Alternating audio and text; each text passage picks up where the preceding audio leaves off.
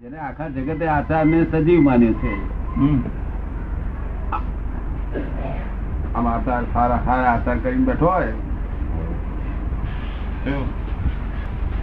આચાર તો પરિણામ થયું ને દાદા. હા, પરિણામ છે એટલે જ નિર્જીવ છે. શું છે? એટલે નિર્જીવ છે. એ આ પહેલી વખત મેં બહાર પાડ્યું. પહેલી વાત એટલે તમારા આચાર મારે જોવાના નથી. તમારા આચાર મારે જોવાના. પણ વિનયમાં તો રહેવું પડે ને દાદા. પરમ વિનયમાં તો રહેવું પડે ને. પરમ વિનય આચાર ખરો ઉત્પન્ન થાય છે. આ જ્ઞાન કરવાથી ના થાય. જ્ઞાન જ ઉત્પન્ન કરે છે. શું કહ્યું? જ્ઞાન. આપણું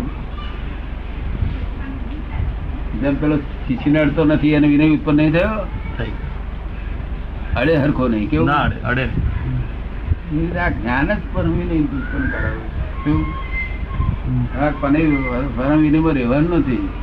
રેવાઈ જાય. હા, રેવાઈ જાય સહજ રીતે. આવડા છોકરાઓ રહી જાય છે. 1.5 વર્ષના છોકરા તો મુંબઈ ત્રીજે મારતા દર્શન કરવા આવે તો વચલે મારે 1.5 વર્ષનું છોકરું હોય કે રોજ હવાના પર ઉઠી ચડી પછી કરી પછી પાછું જાય. આ ભમૈડાને કોણે ફેરવ્યો? હવે આ બધી ક્રિયા છે તે જડ ક્રિયા છે. શું છે? છોકરો કરે છે ને પણ એ જડ ક્રિયામાં એને શું થાય છે? આનંદ થાય છે. આ ક્રિયા થતાની સાથે ભય છે તે મન શાંત થઈ જાય છે. હડતાની સાથે પરિણામ ઉત્પન્ન થાય ને. પણ છોકરું ખેંચાય સી રીતે?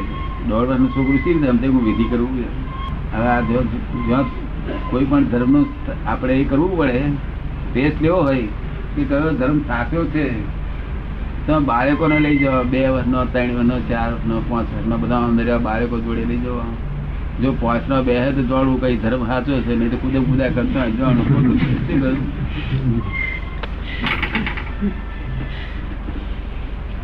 કેટલી જગ્યાએ બાળકો સીધા બેસે? એક જ ઠેકાણે બેસે દાદા. હે, એક જ ઠેકાણે બેસે. હા, એટલે બધે બાળકો બે આ ટેસ્ટ કાઢવાનું કે ભાઈ કયું ધર્મ સાચો. શું તે ભાઈ જતા હતા ને મુંબઈમાં, મેં એને કહ્યું તમે એકલા જતા હતા કે તમારો વાઈફ આવતા હતા? ના કાકા દાદા એને સમજ પડે ને કે છે એને સમજ ના પડે. ના પડે તો ફેક્ટ સાહેબ. હે, એ તો ખરી વાત છે. ના સમજ પડે. પછી મેં તમારો બાબો 20-22 વર્ષનો ના એને સમજ પડે. ત્યાર પછી મારે ઠપકો અક્કલનો કોથળો તને વેચવા જે 4 ના ખુશ કરવાની કોઈ આપશે નહીં. સમજણ તો તારી બાયડી વધારે પડે. તું તો અક્કલનો કોથળો તું. સમજણ કોને ને એમ કેવાય કે જે 2-4 જગ્યાએ ફિટ થાય. કેવું? 2-4 જગ્યાએ ફિટ. અને આ તો એક જ જગ્યાએ તો કૃષ્ણમૂર્તિ દેખે તો જ ફિટ થાય, નહીં તો કોઈ બીજી જગ્યાએ ફિટ જ ના થાય. આ સમજણનો કોથળો ને, અક્કલનો કોથળો. મારી વાઈફ સમજે નહીં. પછી એ જ માણસને મેં કહ્યું આપણે તો જ્ઞાન પામ્યો એ માણસ. ત્યાર પછી મેં કહ્યું તમારા વાઈફને તેલ લાવો ને.